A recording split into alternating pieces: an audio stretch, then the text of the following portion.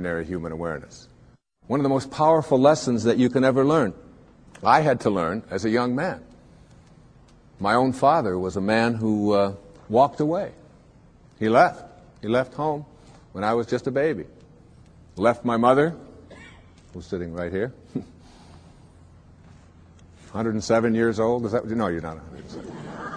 82 years old, though, and with 3 little boys.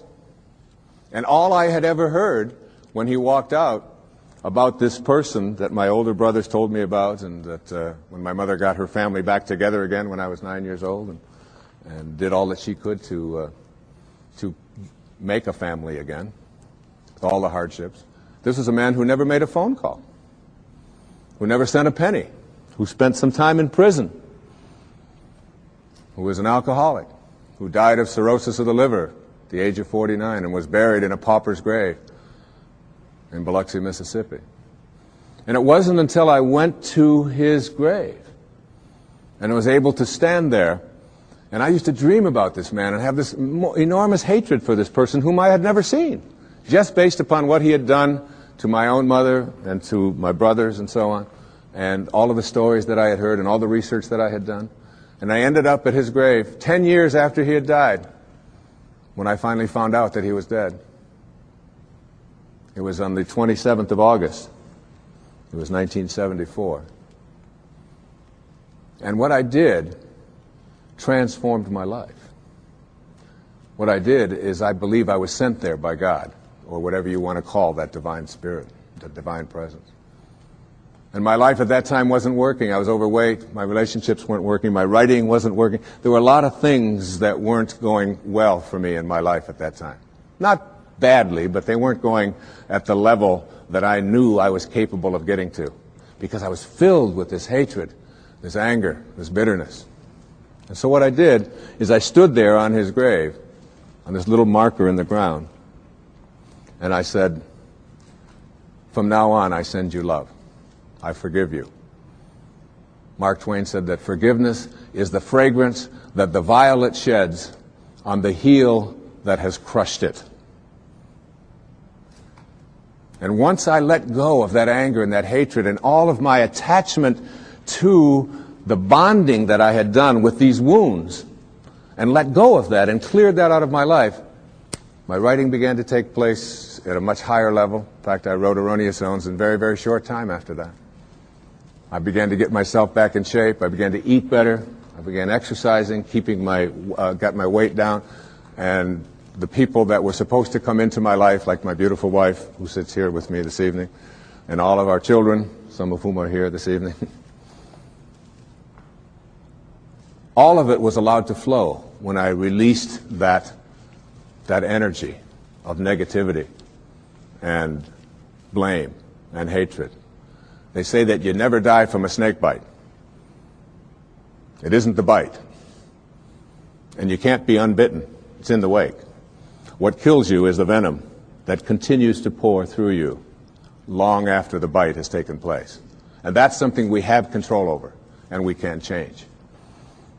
And I'd like to suggest that what happens is that many of us bond ourselves to these wounds of our past. If I were to cut my hand, just cut it, and watch it, my nature says, close up the wound. And I just have to watch it. And there's no doctor out there, there's no medicine out there that's going to heal that wound. There's a healing stream that I am connected to that will allow that wound to heal. So my nature says, close up the wounds. Don't bond to them, don't hang on to them, close them up. But supposing I say to myself, oh, no, you don't. There's no way I'm going to let you close up. You see, if I can keep you open, and I can go to you and say, look at this. You say, what happened? Well, look at this cut I've got. Oh, you poor thing. Look at that. It seems to be getting worse. It's getting infected. Isn't that terrible? And if you practice this kind of a mentality, when your nature says close up the wound, but you keep it open, before long you lose your hand. And after that, you'll lose your arm. And the whole organism will be destroyed if you don't let your nature take over. And your nature also says, close up the wounds of your past. Close them up. And oftentimes we ignore our nature. I had a great teacher that came into my life through his writing.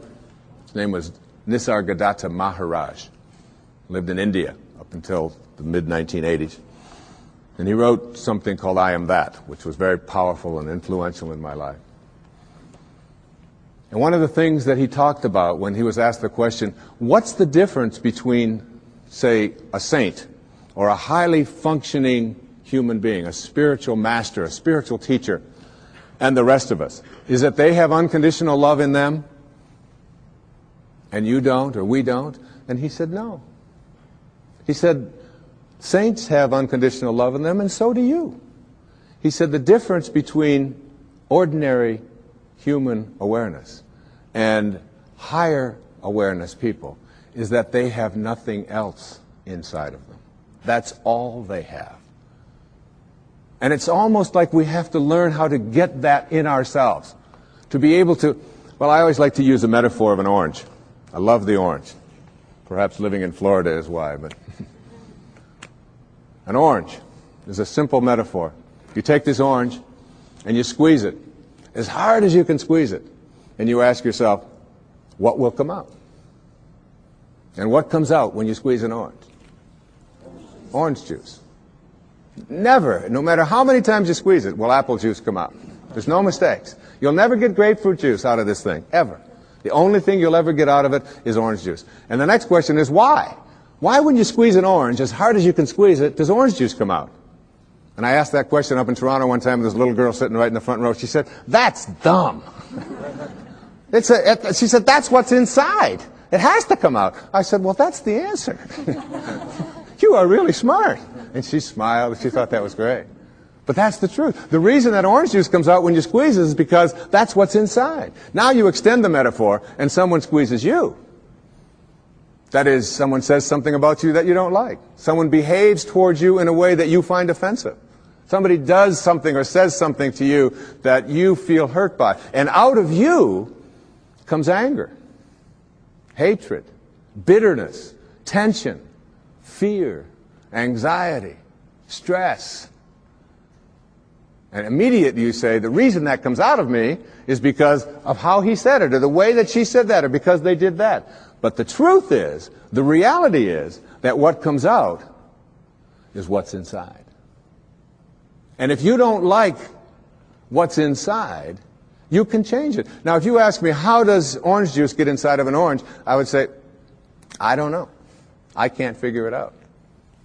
That's a mystery to me. I just enjoy the oranges of my life and give God the credit for that. A lot of people think that other things make them the way they are. They will blame their past, they'll blame their parents, they'll blame the economy, they'll blame the Ayatollah, they'll blame somebody for things that are going wrong in their life. And one of the favorite things that we have to blame for why I'm upset at a particular moment is something called traffic. Traffic made me upset. And I've always reminded myself when I'm in a jam or when I'm on the freeway and I'm trying to get someplace, that traffic doesn't care. That you have within you the opportunity in this moment to really work on these things that are perhaps debilitating or creating anxiety or stress in your life. That these are tests, these are opportunities for you. Traffic doesn't care. Your anger is your choice, and you can always choose to be happy, angry, depressed, miserable, upset, or you can choose to be fulfilled and do something positive in this moment. It's always up to you. I'd like to give you what I think of as the great spiritual teachings of many various persuasions. There's a story that summarizes it. It's the story of what I call the four philanthropists in a village. The conquerors had come through, and they had taken all of the men, or many of the men who were warriors at the time, and they had placed them into this prisoner of war camp right in the village. And many of the villagers knew that their compatriots were imprisoned. And the first philanthropist was a person who had great wealth.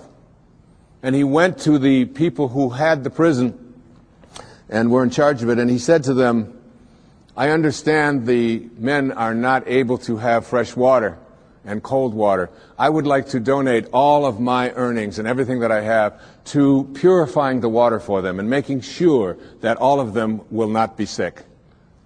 And he was granted that. And he felt